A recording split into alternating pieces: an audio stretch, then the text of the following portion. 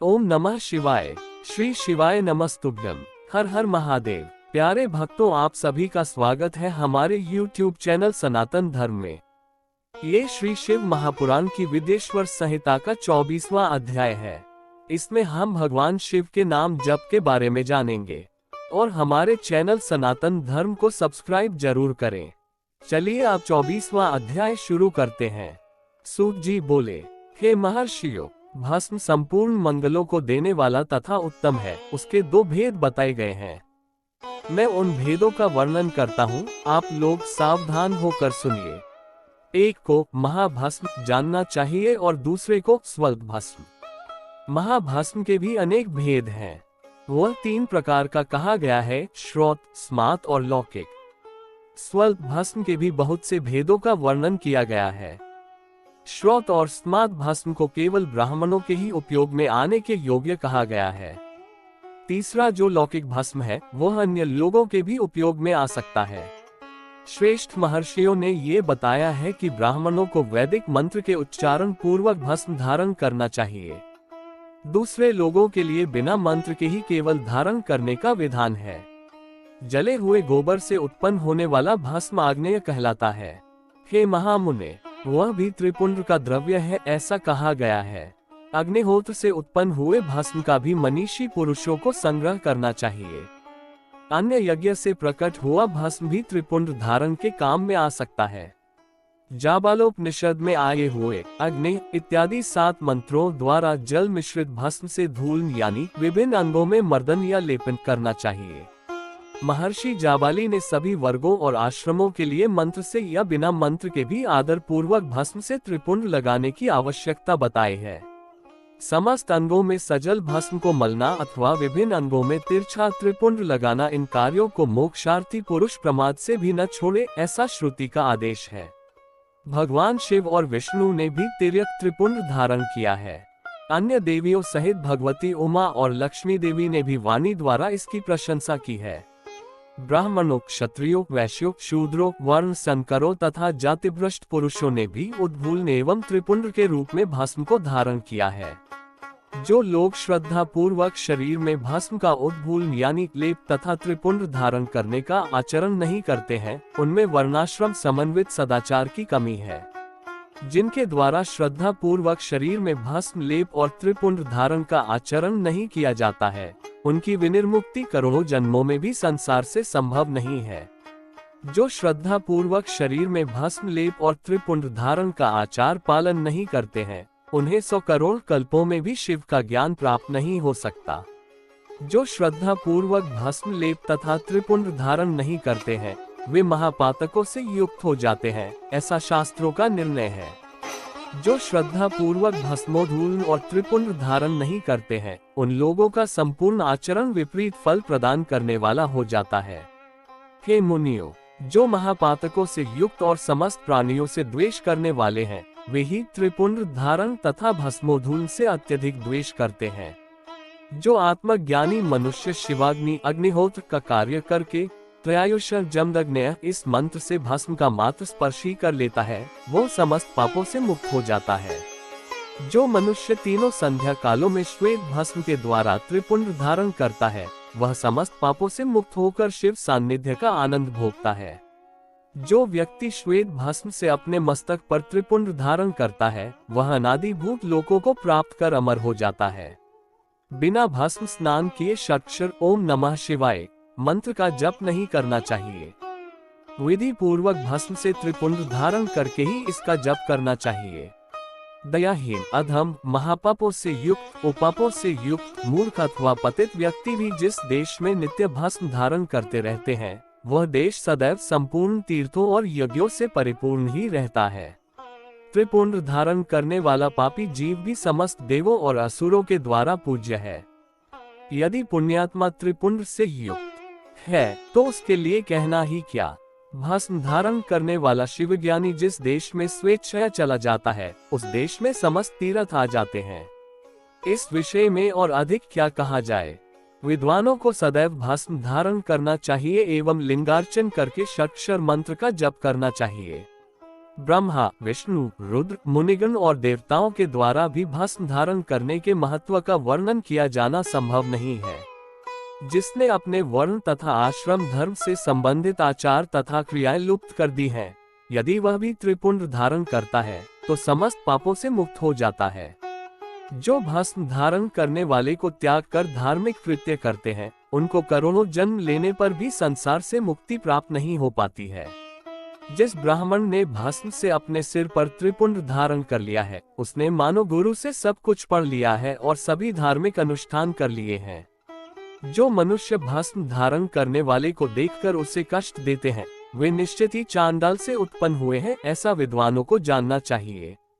भक्ति परायण ब्राह्मण और क्षत्रिय को मानस्तों के तन्ये इस मंत्र से अभिमंत्रित भस्म को शास्त्र सम्मत कहे गए अंगों पर धारण करना चाहिए। वैश्य त्र्यंबकम यजामहे इस मंत्र से और शूद्र शिवाय नमः इस पंचाक्षर मंत्र से भस्म को अभिमंत्रित कर धारण करे।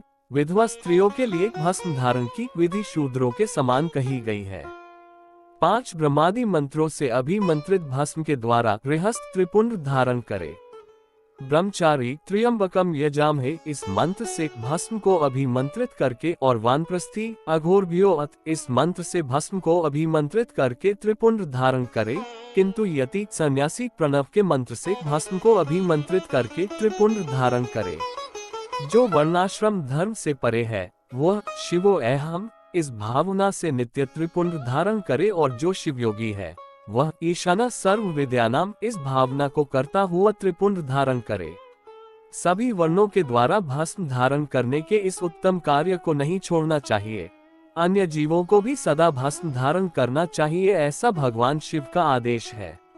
भस्म स्नान करने से जितने कण शरीर में प्रवेश करते हैं, उतने ही शिवलिंगों को वह धारक अपने शरीर में धारण करता है।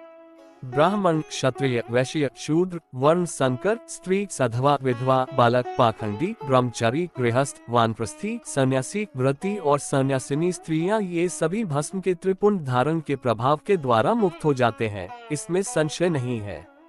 जैसे ज्ञानवश या अज्ञानवश धारण की गई अग्नि सबको समान रूप से जलाती है, वैसे ही ज्ञान या अज्ञान वश धारण किया गया भस्म भी समान रूप से सभी मनुष्यों को पवित्र करता है। भस्म तथा रुद्राक्ष धारण के बिना जल अथवा अन्न को अंश मात्र भी नहीं खाना चाहिए। गृहस्थ, वानप्रस्थ, सन्यासी और वर्ण संकर जाति का व्यक्ति यदि भस्म एवं रुद्राक्ष को धारण किए बिना भोजन करता है, तो वह मात्र पाप ही खाता है और नरक की ओर प्रस्थान करता है।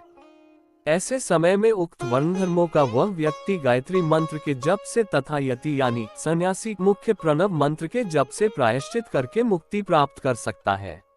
जो त्रिपुंड की निंदा करते हैं, वे साक्षात शिव की ही निंदा करते हैं, और जो त्रिपुंड को धारण करते हैं, वे साक्षात उन्हीं शिव को ही धारण करते हैं। भस्म रहित भाल को धिक्कार है। शिवालय यानी शिव मंदिर रहित ग्राम को धिक्कार है। शिवार्चन से रहित जन्म को धिक्कार है, और शिव ज्ञान रहित विद्या को धिक्कार है। जो लोग तीनों लोकों के आधार स्वरूप महेश्वर भगवान शिव की निंदा करते हैं और त्रिपुंड धारण करने वाले की निंदा करते हैं, उनको तो देखने से ही पाप लगता है। वे वर्ण संकर, सुअर, असुर, खर यानी गधा, श्वान यानी कुत्ता, क्रोष्टु यानी सियार तथा कीड़े मकोड़े के समान ही उत्पन्न होते हैं, और उन नरकगामी व्यक्तियों का एक जन्म मात्र पाप करने के लिए ही होता है। भगवान शिव की तथा त्रिपुंड धारण करने वाले उनके भक्तों की जो निंदा करते हैं, उन्हें रात में देखने पर चंद्रमा के दर्शन से और दिन में देखने पर सूर्य के दर्शन से शुद्धि प्राप्त होती है। मात्र इतना ही नहीं, स्वप्न में भी उन्हें देखने से पाप लगता है। अतः स्वप्न में जो उन्हें देखे, उसको अपनी शुद्धि के लिए श्रुति में कहे गए रुद्र सूक्त का आदर पूर्वक पाठ करना चाहिए, तभी उससे छुटकारा मिल सकता है। उनसे बात करने से नरक होता है, उस नरक से मुक्ति प्राप्त करना असंभव है। जो भस्म, त्रिपुंड आदि धारण करने वाले पुरुष की निंदा करते हैं, वे निश्चित ही मूर्ख हैं। हे मुने, तांत्रिक ऊर्ध्व त्रिपुंड धारण करने वाले तथा तपाए हुए चक्र आदि चिन्हों को धारण करने वाले इस शिव यज्ञ के अधिकारी नहीं हैं, वे इस यज्ञ से बहिष्कृत हैं। बृहज्जा बालोपनिषद में कहे गए वे लोग ही उस यज्ञ में अधिकारी हैं। प्रयत्न पूर्वक उन्हें शिव यज्ञ के कार्य में सम्मिलित करना चाहिए। उन्हें भस्म लगाना चाहिए। विभूति का चंदन से या चंदन में विभूति का मिश्रण कर बनाए गए मिश्रित भस्म से मस्तक पर त्रिपुंड धारण करना चाहिए। कुछ भी हो, मस्तक पर विभूति धारण करना आवश्यक है। यदि बुद्धि नहीं है तो भी यह करना सदा लोगों के लिए आवश्यक ही है। ब्रह्मचारिणी, सधवा तथा विधवा स्त्रियों और ब्राह्मणादि द्विजों को केश पर्यंत भस्म धारण करना चाहिए।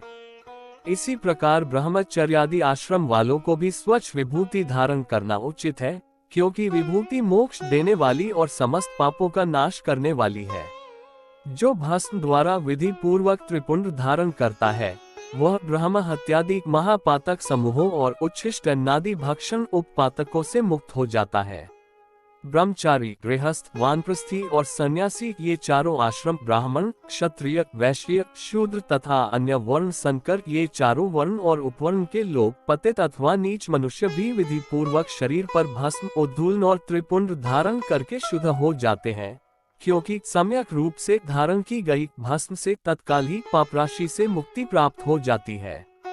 भस्म धारण करने वाला व्यक्ति विशेष रूप से स्त्री हत्या, गोहत्या, वीरहत्या और अश्वहत्या आदि पापों से मुक्त हो जाता है, इसमें संशय नहीं है।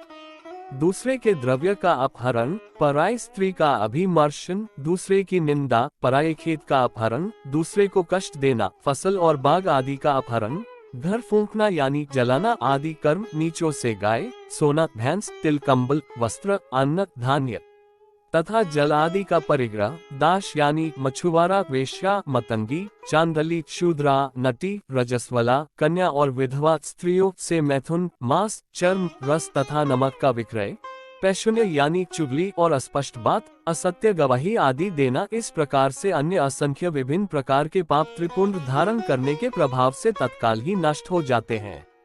भगवान शिव के द्रव्य का अपहरण और जहाँ कहीं शिव की निंदा करने वाला तथा शिव के भक्तों की निंदा करने वाला व्यक्ति प्रायश्चित करने पर भी शुद्ध नहीं होता है। जिसने शरीर पर रुद्राक्ष और मस्तक पर त्रिपुंड धारण किया है, ऐसा मनुष्य यदि चांडाल भी है तो भी वह सभी वर्णों में श्रेष्ठतम और संपूज्य है। जो मस्तक पर त्रिपुंड धारण करता है वह इस संसार में जितने भी तीर्थ हैं और गंगा आदि जितनी नदियां हैं उन सब में स्नान किए हुए के समान पुण्य फल प्राप्त करने वाला होता है। पंचाक्षर मंत्र से लेकर 7 करोड़ महामंत्र और 4 अन्य करोड़ों मंत्र शिव कैवल्य को प्रदान करने वाले होते हैं। हे मुने, विष्णु आदि देवताओं के लिए प्रतिपादित अन्य जो मंत्र हैं वे सभी सुखों को देने वाले हैं। जो त्रिपुंड धारण करता है उसके वश में वे सब मंत्र स्वतः ही हो जाते हैं। त्रिपुंड धारण करने वाला मनुष्य अपने वंश और गोत्र में उत्पन्न हजारों पूर्वजों का और भविष्य में उत्पन्न होने वाली हजारों संतानों का उद्धार करता है। जो त्रिपुंड धारण करता है उसे इस लोक में रोग रहित दीर्घ आयु प्राप्त होती है और वह संपूर्ण भोगों का उपभोग करके जीवन के अंतिम समय में सुख पूर्वक ही मृत्यु को प्राप्त करता है। वह मृत्यु के पश्चात अनिमा, महिमा आदि 8 ऐश्वर्यों और सद्गुणों से युक्त दिव्य शरीर वाले शिव को प्राप्त करता है और दिव्य लोक के देवों से सेवित दिव्य विमान पर चढ़कर शिव लोक को जाता है। वहां पर वह सभी विद्याधरों और महापराक्रमी गंधर्वों, इंद्रादि लोकपालों के लोकों में क्रमशः जाकर बहुत से भोगों का उपभोग करता हुआ प्रजापतियों के पदों तथा ब्रह्मा के पद पर आसीन होकर वहां दिव्य लोक की सैकड़ों कन्याओं के साथ आनंदित होता है। वह उस लोक में ब्रह्मा की आयु के बराबर आयु को प्राप्त कर अनेक सुखों का भोग करके विष्णु लोक को जाता है और ब्रह्मा के 100 वर्षों तक सुखों का भोग प्राप्त करता है। तदनंतर वह शिव लोक को जाकर इच्छानुकूल अक्षय कामनाओं को प्राप्त कर शिव का सानिध्य प्राप्त कर लेता है, इसमें संदेह नहीं है। सभी उपनिषदों के सार को बार बार सम्यक रूप से देखकर यही निर्णय लिया गया है कि त्रिपुंड धारण करना ही परम श्रेष्ठ है। जो ब्राह्मण विभूति की निंदा करता है वो ब्राह्मण नहीं है अपितु अन्य जाति का है और विभूति निंदा के कारण उसे चतुर्मुख ब्रह्मा की आयु सीमा तक नरक भोगना पड़ता है। श्राद्ध, यज्ञ, जप, होम, बलि, वैश्व देव और देव पूजन के समय जो पुतात्मा मनुष्य त्रिपुंड धारण करता है वह मृत्यु को भी जीत लेता है। मल त्याग करने पर शुद्धि के लिए जल स्नान किया जाता है। भस्म स्नान करने पर सदा पवित्रता आती है। मंत्र स्नान पाप का हरण करता है और ज्ञान रूपी जल में अवगाहन करने पर परम पद की प्राप्ति होती है। समस्त तीर्थों में स्नान करने से जो पुण्य और फल प्राप्त होता है वह फल भस्म स्नान करने वाले को प्राप्त हो जाता है। भस्म स्नान ही परम श्रेष्ठ तीर्थ है, जो प्रतिदिन गंगा तीर्थ स्नान के समान है। भस्म तो भस्म रूपी साक्षात शिव है, जो त्रैलोक्य को पवित्र करने वाला है। 78 बिना त्रिपुंड धारण किए हुए जो ब्राह्मण स्नान, ध्यान, दान और जप आदि अनुष्ठान कर्म करता है, वह न तो स्नान है, न ध्यान है, न दान है और न जप आदि अन्य अनुष्ठित कर्म ही है। वानप्रस्थ, कन्या और दीक्षा रहित मनुष्यों को मध्याह्न के पूर्व ही जल से युक्त त्रिपुंड धारण करना चाहिए, किंतु मध्याह्न के पश्चात जल रहित भस्म से त्रिपुंड धारण करना उचित है। इस प्रकार श्रद्धा पूर्वक दृढ़ निश्चय वाला जो व्यक्ति नित्य त्रिपुंड धारण करता है, उसे ही शिव भक्त जानना चाहिए। उसी को भुक्ति तथा मुक्ति भी प्राप्त होती है। जिसके अंग पर प्रचुर पुण्य देने वाला एक भी रुद्राक्ष नहीं है और वह त्रिपुंड से भी रहित है, उसका जन्म लेना व्यर्थ है। इसके पश्चात भस्म धारण तथा त्रिपुंड की महिमा एवं विधि बताकर सूत जी ने फिर कहा, हे महर्षियों, इस प्रकार मैंने संक्षेप से त्रिपुंड का महात्म्य बताया है। ये समस्त प्राणियों के लिए गोपनीय रहस्य है, अतः आपको भी इसे गुप्त ही रखना चाहिए। मुनिवरों, ललाट आदि सभी निर्दिष्ट स्थानों में जो भस्म से 3 तिरछी रेखाएं बनाई जाती हैं, उन्हीं को विद्वानों ने त्रिपुंड कहा है। भौहों के मध्य भाग से लेकर जहां तक भौहों का अंत है, उतना बड़ा त्रिपुंड ललाट में धारण करना चाहिए। मध्यमा और अनामिका अंगुली से 2 रेखाएं करके बीच में अंगुष्ठ द्वारा प्रतिलोम भाव से की गई रेखा त्रिपुंड कहलाती है, अथवा बीच की 3 अंगुलियों से भस्म लेकर यत्न पूर्वक भक्ति भाव से ललाट में त्रिपुंड धारण करे। त्रिपुंड अत्यंत उत्तम तथा भोग और मोक्ष को देने वाला है। त्रिपुंड की तीनों रेखाओं में से प्रत्येक के 9 देवता हैं, जो सभी अंगों में स्थित हैं। मैं उनका परिचय देता हूँ, सावधान होकर सुने। हे मुनिवरों, प्रणव का प्रथम अक्षर अकार, गार्हपत्य अग्नि, पृथ्वी, धर्म, रजोगुण, ऋग्वेद, क्रिया शक्ति, प्रातः सवन तथा महादेव, ये त्रिपुंड की प्रथम रेखा के 9 देवता हैं। ये बात शिव दीक्षा परायण पुरुषों को अच्छी तरह समझ लेनी चाहिए। हे मुनिश्रेष्ठों, प्रणव का दूसरा अक्षर उकार, दक्षिणाग्नि, आकाश, सत्वगुण, यजुर्वेद, मध्यदिन, सवन, इच्छा शक्ति, अंतरात्मा तथा महेश्वर, ये दूसरी रेखा के 9 देवता हैं। ऐसा शिव दीक्षित लोगों को जानना चाहिए। हे मुनिश्रेष्ठों, प्रणव का तीसरा अक्षर मकार, आहवनीय अग्नि, परमात्मा, तमोगुण, द्युलोक, ज्ञान शक्ति, सामवेद, तृतीय सवन तथा शिव, ये तीसरी रेखा के 9 देवता हैं। ऐसा शिव दीक्षित भक्तों को जानना चाहिए।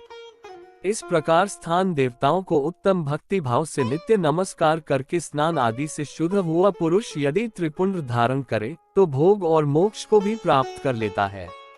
हे मुनीश्वरों, ये संपूर्ण अंगों में स्थान देवता बताए गए हैं। अब उनसे संबंधित स्थान बताता हूँ, भक्ति पूर्वक सुनिए। 32, 16, 8 अथवा 5 स्थानों में मनुष्य त्रिपुंड का न्यास करे। मस्तक, ललाट, दोनों कान, दोनों नेत्र, दोनों नासिका, मुख, कंठ, दोनों हाथ, दोनों कोहनी, दोनों कलाई, हृदय, दोनों पार्श्व भाग, नाभि, दोनों अंडकोश, दोनों उरु, दोनों गुल्फ, दोनों घुटने, दोनों पिंडली और दोनों पैर, ये 32 उत्तम स्थान हैं। इनमें क्रमशः अग्नि, जल, पृथ्वी, वायु, 10 दिक् प्रदेश, 10 दिक्पाल तथा 8 वसुओं का निवास है। धरा, धर, ध्रुव, सोम, आप, अनिल, अनल, प्रत्युष और प्रभास, ये 8 वसु कहे गए हैं। इन सब का नामात्र लेकर इनके स्थानों में विद्वान पुरुष त्रिपुंड धारण करे, अथवा एकाग्रचित होकर 16 स्थानों में ही त्रिपुंड धारण करे। मस्तक, ललाट, कंठ, दोनों कंधों, दोनों भुजाओं, दोनों कोहनियों तथा दोनों कलाइयों में, हृदय में, नाभि में, दोनों पसलियों में तथा पृष्ठ भाग में त्रिपुंड लगाकर वहां दोनों अश्विनी कुमारों शिव, शक्ति, रुद्र, ईश तथा नारद का और वामा आदि 9 शक्तियों का पूजन करे। ये सब मिलकर 16 देवता हैं।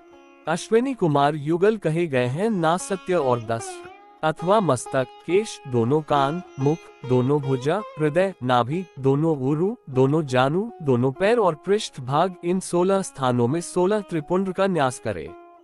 मस्तक में शिव, केशों में चंद्रमा, दोनों कानों में रुद्र और ब्रह्मा, मुख में विघ्न राज गणेश, दोनों भुजाओं में विष्णु और लक्ष्मी, हृदय में शंभु, नाभि में प्रजापति, दोनों उरुओं में नाग और नाग कन्याएं, दोनों घुटनों में ऋषि कन्याएं, दोनों पैरों में समुद्र तथा विशाल पृष्ठ भाग में संपूर्ण तीर्थ देवता रूप से विराजमान है।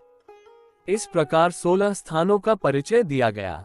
अब 8 स्थान बताए जा रहे हैं। गुह्य स्थान, ललाट, परम उत्तम कर्ण युगल, दोनों कंधे, हृदय और नाभि, ये 8 स्थान हैं। इनमें ब्रह्मा तथा सप्तर्षि, ये 8 देवता बताए गए हैं। हे मुनीश्वरों, भस्म के स्थान को जानने वाले विद्वानों ने इस तरह 8 स्थानों का परिचय दिया है। अथवा मस्तक, दोनों भुजाएं, हृदय और नाभि, इन 5 स्थानों को भस्म वेता पुरुषों ने भस्म धारण के योग्य बताया है।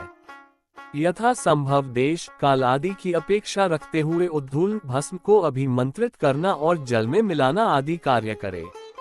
यदि उद्धूल में भी असमर्थ हो तो त्रिपुंड आदि लगाए।